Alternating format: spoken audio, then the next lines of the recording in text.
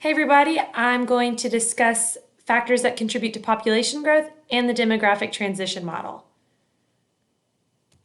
You probably remember seeing this chart in the quiz that you took, the intro quiz that you took, and I asked you, what does this chart tell us about a country's development? Well, it tells us a lot about their development.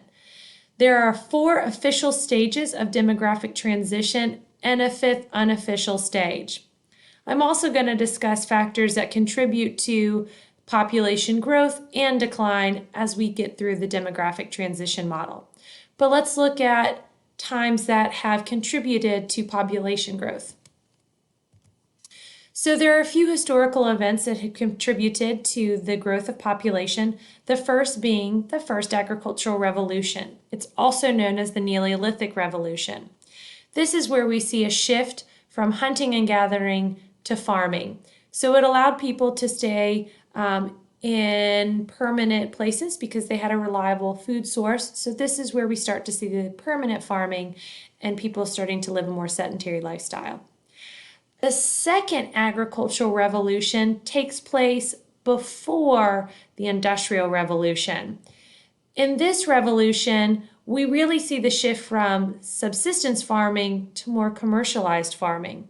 So it's paired with technology from the Industrial Revolution that farmers are able to introduce farming techniques along with the enclosure movement that allowed farmers to have bigger tracts of land and also better farming practices like crop rotation.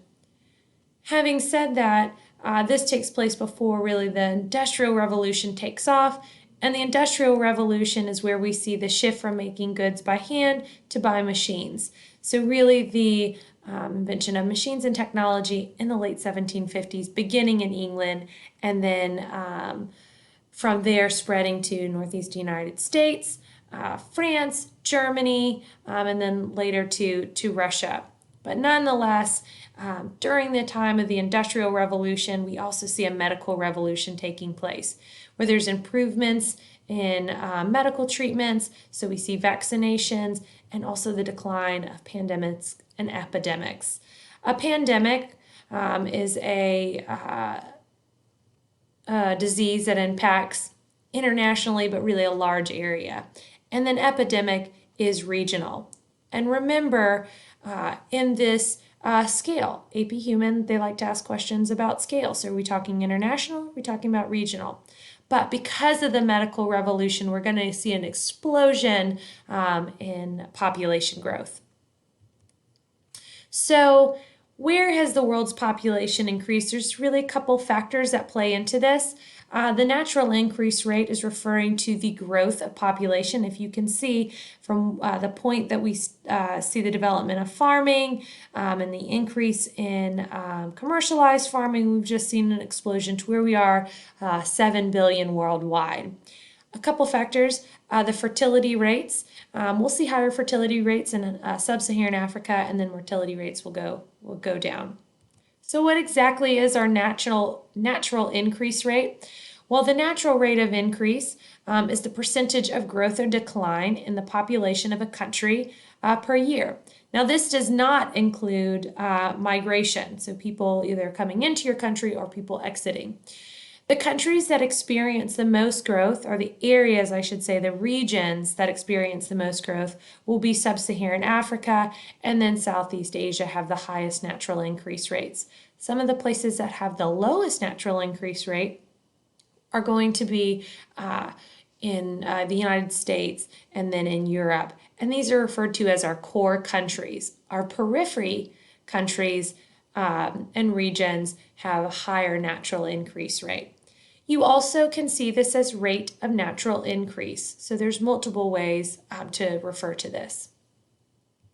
So some of the things that factor into the natural increase rate of a country, the first thing is the crude birth rate, so the CBR. It's the total number of births per 1,000, or the number of births in a country per 1,000 per year. All right. The highest crude birth rates will be in Africa and several of our Asian countries, and they'll remain low in places in Russia and Europe and in the United States as well. Keep in mind some of the things that factor into this is medical conditions.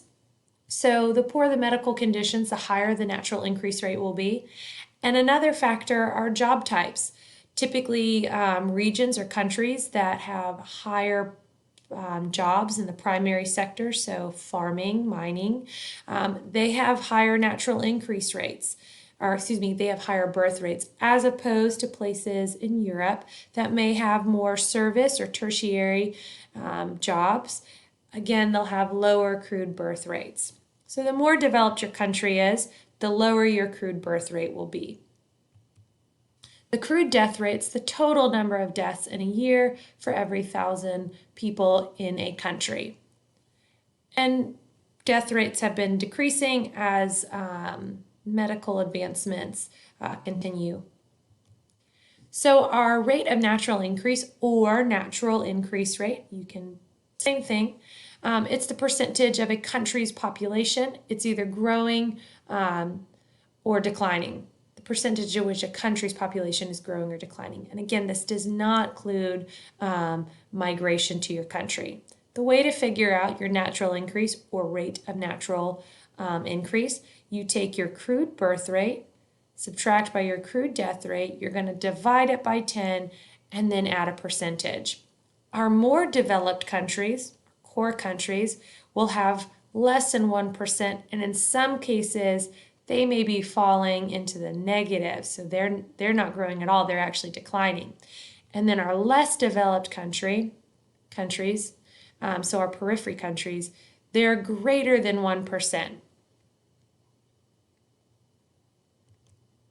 So if we look at the current population growth rate, if you can see the places that are declining, either stable or declining, have lower natural increase rates. So we have Anglo-America, we have Europe. This area right here is our core. And then if you notice, China's in there. Now, China used to have high population or high birth rates, and they enacted what's called antenatal policies. The most famous is the one child policy, where they encouraged people to have one child. Other countries have antenatal policies. India and Egypt have also had antenatal policies. Now, places where you see their growth rate declining or not growing very fast, they may have pronatal policies where they want to encourage people to have children. So the developed versus our developing world. So again, why is population growth lower in our developed countries? There are a few factors: better medical care, women have more rights, and also the job types. People that countries that have higher tertiary or service-based jobs tend to have lower birth rates. And keep in mind, why is it higher in our less developed countries? The medical care is not as good as what you'd receive in a developed country. The job types, people tendency to be more or higher percentage in the primary sector, and women don't have as many rights or opportunities to work outside the home and have access to education. So they typically have higher birth rates and higher fertility rates as well. So mortality rates are what we'll look at are the infant mortality rates. So this is the annual number of deaths of infants under 1 year of age compared to the total live births, and it's the same as the crude birth rate and the crude death rate based on 1,000. So the same places that have higher birth rates, they typically have higher infant mortality rates. So you'll see that in sub-Saharan Africa and parts of Asia. Keep in mind that the medical care is not as advanced as what we would see in a more developed country that have lower infant mortality rates. Women don't have the same kind of rights and have access to education and job opportunities as they do in more developed countries. And then the other thing I want to add is that they may not have the prenatal care available to them as what you would see in a more developed country. Another factor into population growth and the development overall is the life expectancy. This is the number of years an individual is expected to live. If you can see, again, in our more developed countries or our core countries, so Anglo-America into Europe, and then what's referred to as our outliers, so we have Australia and we have Japan. They have longer life expectancies. And some of the factors, better medical care, there's a higher rate of tertiary or service-based jobs, access to education, more women's rights, or more rights for women. And I want to stress that the countries that are more developed, the more opportunities that women have to more educational opportunities, more job opportunities, definitely impact the overall development of a country. We also can figure in the total fertility rate. Now, replacement rate is 2.1. So to replace your population, your total fertility rate should be 2.1. Total fertility rate is the average number of children born per woman during their reproductive years, which would be ages 15 to 49.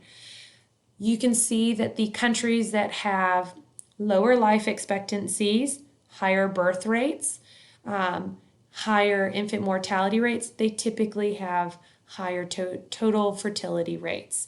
The countries that have lower natural increase rates, longer life expectancies, lower crude birth rates, again, are going to be the areas that are more developed. So again, this really is the best way to for demographers to figure out what a country's growth looks like is based on their total fertility rate. As I said, replacement is 2.1. Our countries in sub-Saharan Africa, they exceed the 2.1. In some of our countries that their population is declining, it is actually less than 2.1. Most of our more developed countries are below 2.1. So natural increase rate versus our annual increase rate. So keep in mind that some of the things that I want to hit, talking about doubling time. Doubling time is the number that it will take for a country to double its population. So the smaller your growth rate is, or your natural increase rate, the longer it will take a country to double its population. So the more developed your country is, the longer it will take to double your population. The less developed your country is, meaning they have a higher crude birth rate, they have a higher total fertility rate, their doubling time is actually smaller. Now keep in mind, as countries develop and they start to, their birth rates start to drop, you may not initially see that growth rate change. They have what's referred to as demographic momentum. All right, so you still have a large percentage of women in their childbearing years, so they'll continue to have children. So it'll take a while for the population to taper off. So it leads me into the demographic transition model. So we've talked about the things that factor into population growth. The demographic transition model looks at birth rates, death rates, and the natural increase rate to kind of determine their stage of development. So there are 4 stages, and then there's a 5th stage that's technically not a part of the demographic transition model, but there is a 5th stage. So the demographic transition model is used to explain or predict population growth. There's several factors that the model takes into concept or takes into factor. So population, development, healthcare, the job type, standard of living, and again, all countries, it is assumed, will go through all 4 stages.